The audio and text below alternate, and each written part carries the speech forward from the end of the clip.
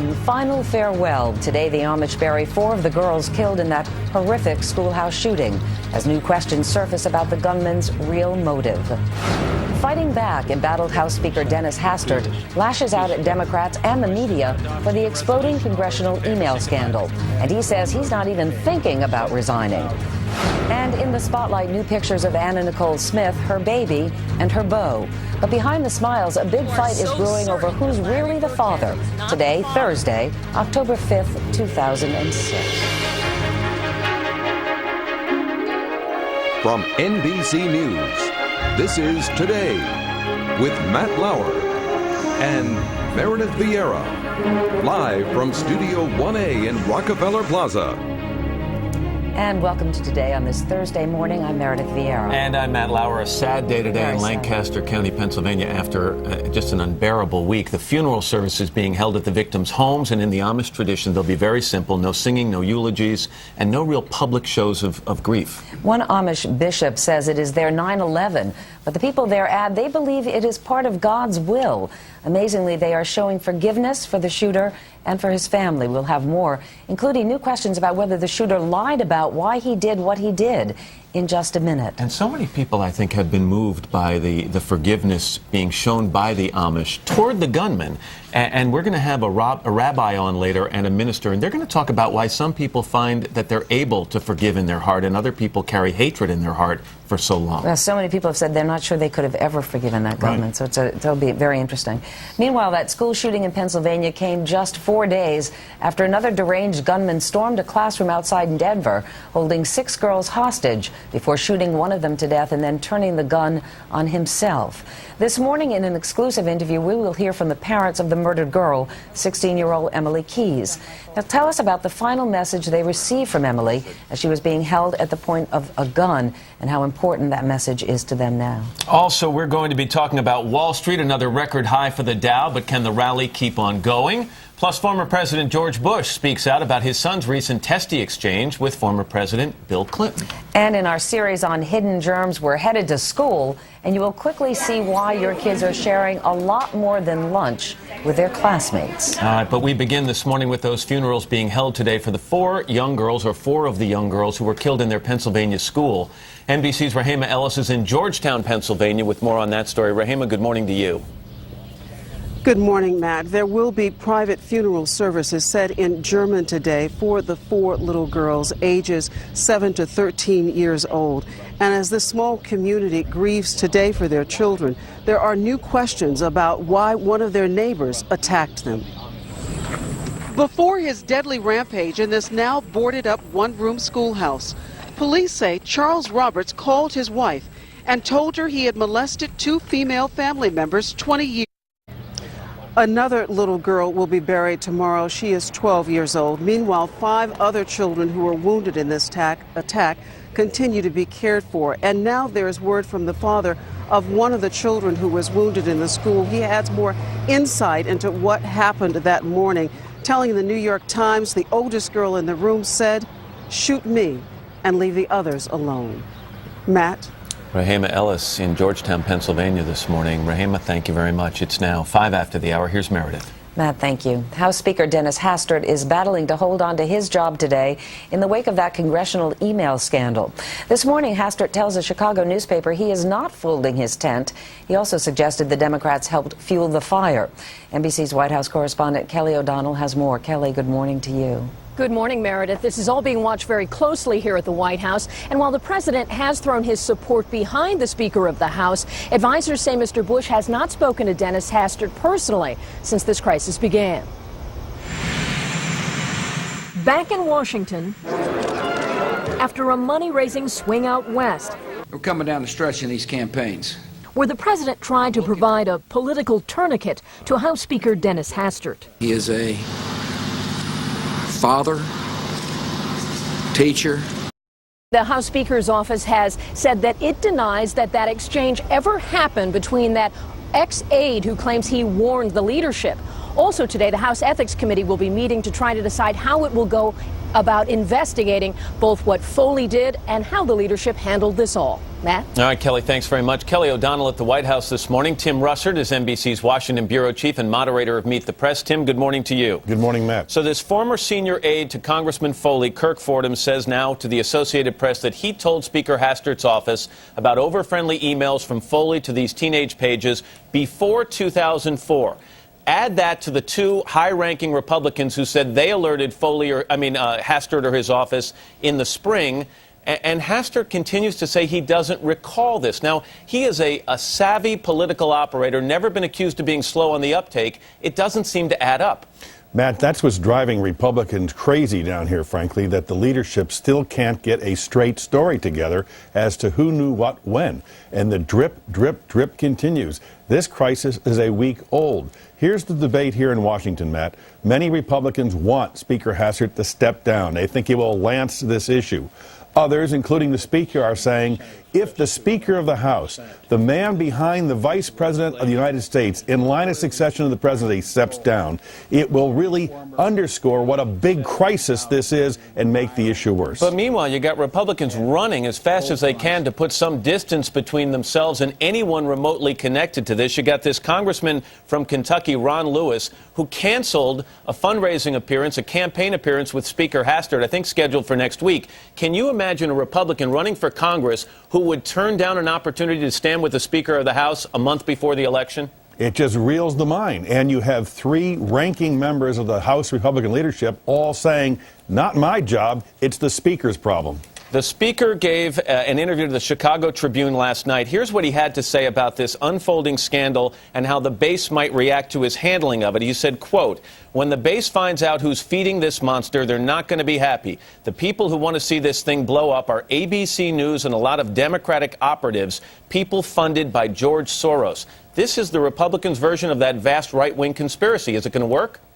It's pretty difficult, Matt, because it seems to have a whole set of facts that are so obvious to people in terms of the way this situation was handled. Right. Now, might an investigation reveal as to who put out these emails, or might a Democratic congressman or more Republican congressman be caught up in an FBI investigation? Sure, we still have a month to go. But as for now, what is front and center to the American people is that inappropriate messages were sent to young boys, right, and it appears the House leadership looked the other way. George Will writes in the Washington Post today, if after the Foley episode, the maraschino cherry atop the Democrats' delectable Sunday of Republican miseries, the Democrats can't gain 13 seats, they should go into another line of work. Real quickly, because I want to get to the poll numbers, do the Democrats have to be careful, though, of how they handle this?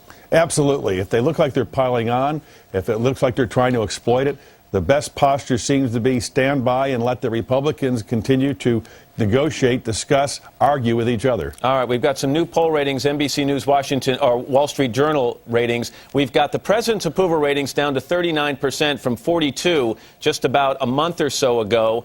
What's driving these numbers down, in your opinion? Well, Matt, we polled American people Friday, Saturday, Sunday, Monday. So clearly the breaking of the Foley story, the national intelligence estimate came out in Iraq, the Woodward book. We've had 13 deaths now in Iraq over the last couple of days. It's a two-pronged attack, if you will. The culture of corruption beginning to take hold is right, symbolized by Foley, and the difficulty with the war in Iraq. And last one, how do you feel about the president's handling of the economy? 41% in our recent poll approve, 53% disapprove. When you think gas prices are coming down, stock market's kind of bursting at the seams, does that surprise you? It does, and it drives the White House crazy, but it gives you the real clear sense that the American people are making a judgment on things other than the stock market or gas prices. They're looking at the whole picture of Iraq and Congressman Foley. All right, Tim Russert in Washington. As always, Tim, thanks very much. Thanks, Matt.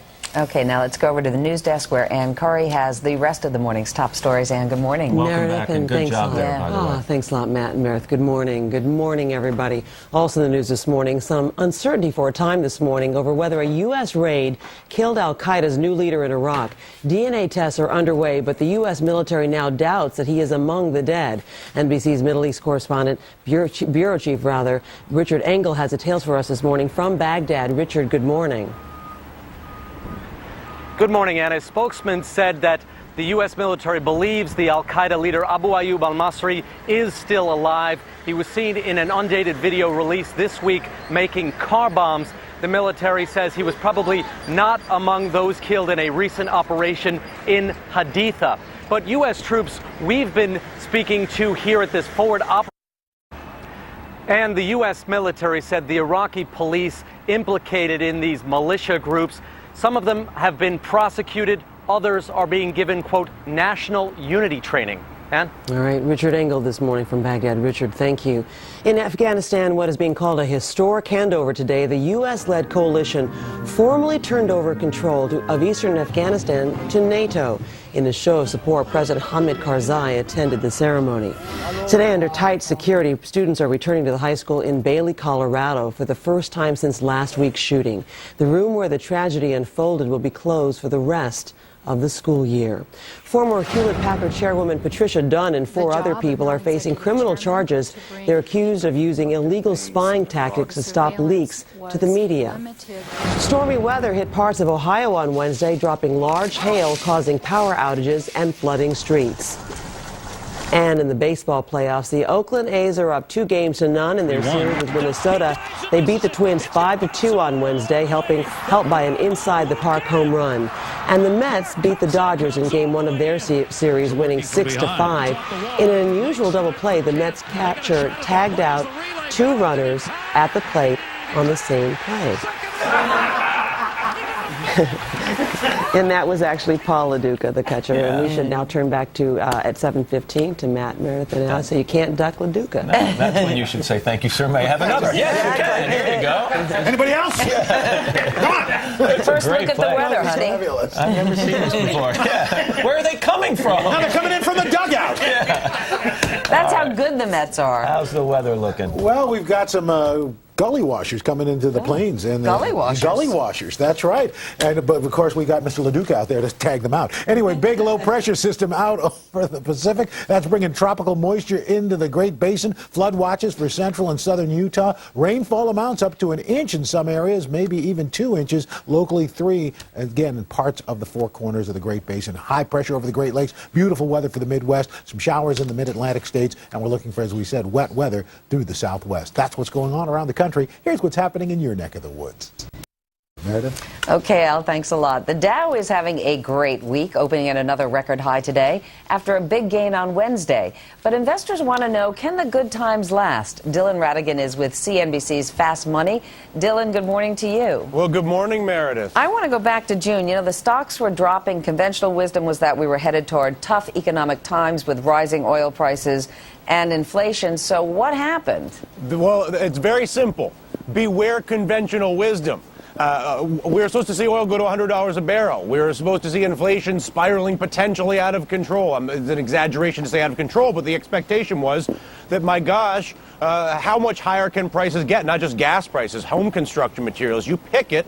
Well, it turns out that oil prices went completely the other direction, that inflation has fallen off of a cliff. We had the biggest drop in inflation in 3 years yesterday, Meredith. And as a result, you've got American companies making more actual money than they've made ever. And so it all comes together and you get stock prices that hit new highs. Well, Dylan, do you believe the market can continue to grow at this pace? And if so, there's still time to get in there? Yeah, I mean, here's the big question, right? Is this euphoric and sort of disjointed from reality or not? And if you compare this high to the last time we hit highs like this, 2000, right? We all know what happened. The whole thing went to, in the basket.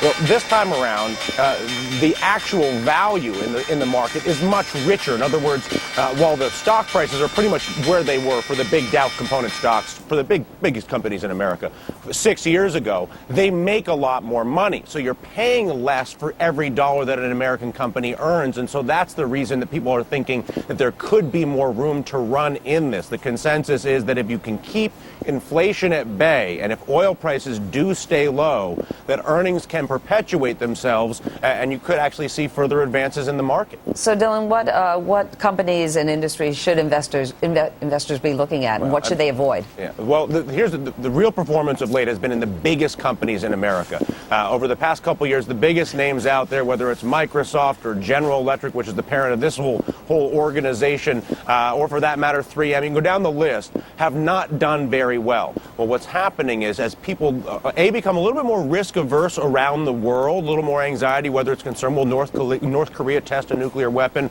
What's going to happen in Iran? People are more inclined to keep their money here, and so you're seeing the biggest companies do well. You're seeing the banks, the financial services companies do very well, and even the technology stocks, which have suffered, the big ones, have started to come around.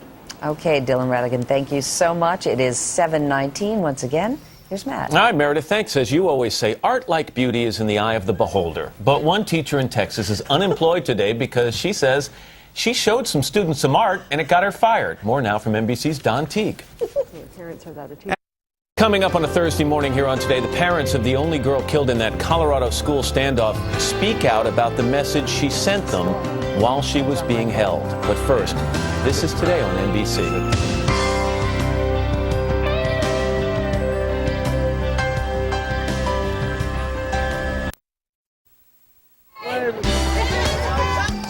And coming up, former President Bush on the recent dust-up between Bill Clinton and his own son. Is there a rift brewing in the famous Bush-Clinton friendship? A candid conversation with the former president in our next half hour. But first, your local news.